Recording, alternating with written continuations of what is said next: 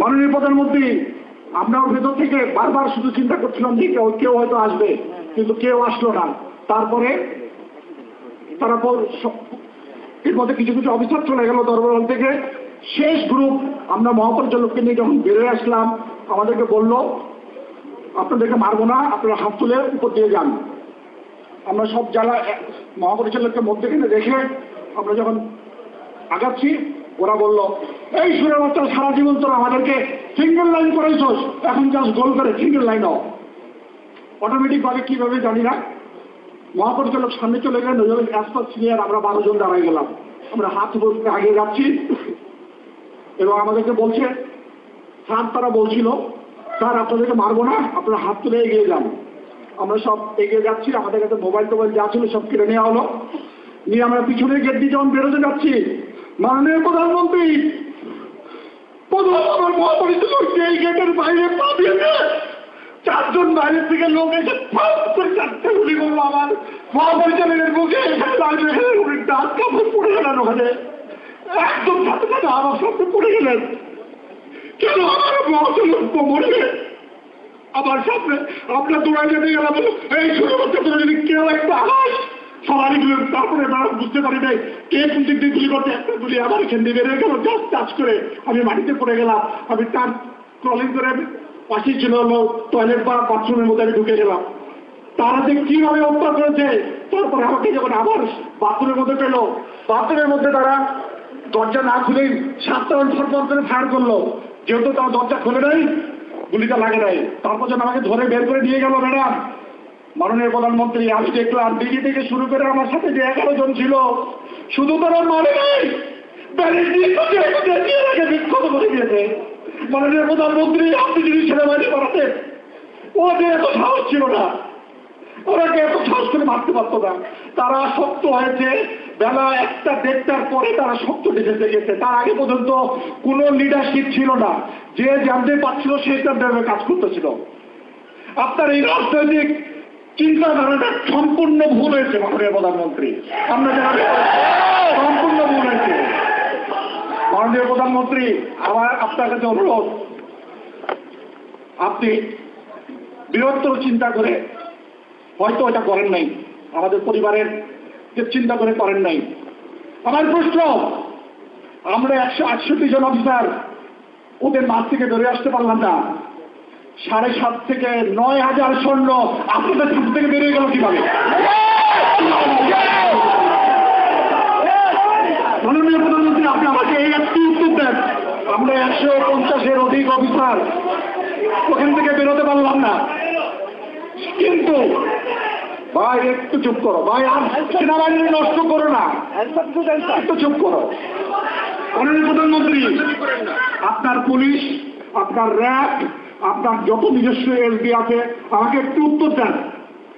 এক রাতের মধ্যে আমি আপনাকে সংখ্যা দিচ্ছি মাননীয় প্রধানমন্ত্রী, 840 জন একটা ব্যাটালিয়ান রেজিস্ট্যান্ট, 4টা ব্যাটালিয়ান ছিল, ধরে নিলাম 4-8 3200, হেডকোয়ার্টার ব্যাটালিয়নের 1200-র উপরে সৈনিক ছিল, 2200-2500 সৈনিক আসছিল বিডিআর সুতুলতে, বিভিন্ন অ্যাটাচমেন্ট, সিএনএইচ আছে, সিগন্যাল সেক্টর আছে, সব মিলে 9 থেকে 10,000 সৈন্য ছিল। 9,000-10,000-এর মধ্যে ফ্যামিলি ছিল। আমার প্রশ্ন, এক রাতের মতো পিপিলিকার মতো এত সৈন্য কিভাবে বাইরে গেল? কারা কাকে বের করার সুযোগ দিল? মাননীয় প্রধানমন্ত্রী, আপনি আমাকে আমি আপনাকে শুধু এটাই জানতে চাই যে কিভাবে এক রাতের মধ্যে 1000-1000 সৈন্য বাইরে চলে গেল, আর আমরা 150 জনের অফিসার বাইরে হতে পারলাম না। আর কিছু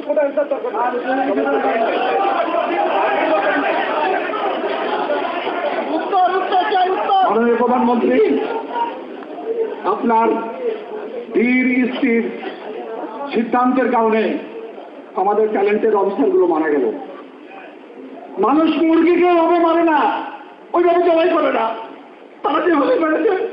মাননীয় প্রধানমন্ত্রী, আমি একদম সাক্ষী, অনেকেই আছে সাক্ষী, এর মধ্যে আমি একজন, আমি দেখেছি। আল্লাহ কেন আমাকে বাঁচাইছে আমি জানি না, হয়তো এই কথাগুলো বলার জন্য আল্লাহ আমাকে বাঁচাই রাখছে। সবাই বলে বলতেই পারতো না কেন মানলো বন্ধু তারা, কিন্তু আপনারা কিছু করলেন না।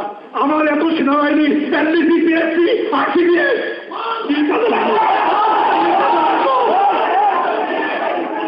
শুধু ঘরে এসি রুমে বসে অ্যাপ্রিসিয়েশন লেখাচ্ছেন না, এই অ্যাপ্রিসিয়েশন লিখে কি হবে যদি ফিল্ডে এক্সিকিউট না করতে পারি?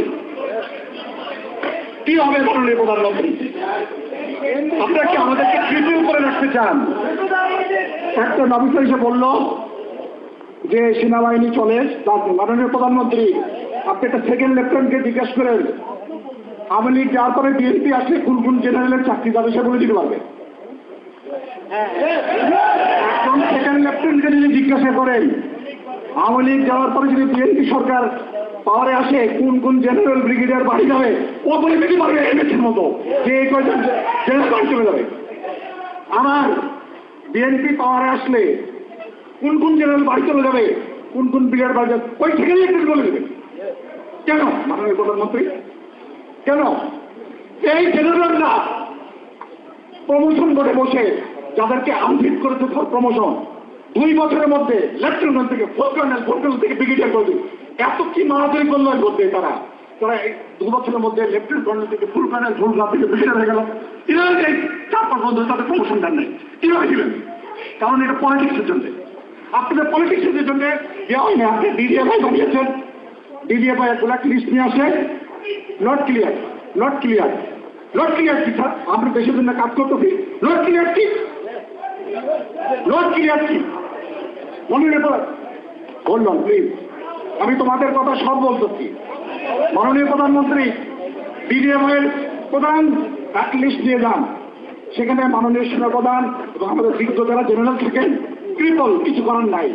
ডিডি প্রধান যা বলেন যে এই কয়টা নাম তার নট ক্লিয়ার, যদি নট সিকিউরিটি ক্লিয়ার হয় এই সরকার আমলে বা বিএনপি সরকারের আমলে, তাহলে আমাদের চাকরিতে রেখে রাখছি, চাকরিতে লেগে রাখছি।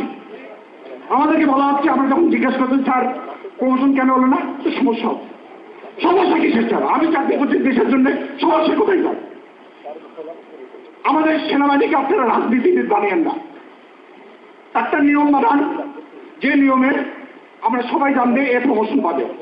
আপনি আসছেন, এখন দেখেন আপনাদের সামরিক উপদেষ্টা আমাদের এক আগের সিনিয়র অফিসার ছিলেন, এখন আমরা শুনতে পাচ্ছি উনি যার পোস্টিং করবেন, উনি যা বলবেন তারটাই হবে। তারাই বলে তার এখন এরকম দরকার কেন? ভাই দাঁড়াও, তো দাঁড়াও, বলতে দাও। তাহলে পরে ওনাকে এমএস বানাই দেন, সামরিক উপদেষ্টা তো দরকার নেই, ওনাকে আবার চাকরিতে ঢোকার এমএস বানাই দেন।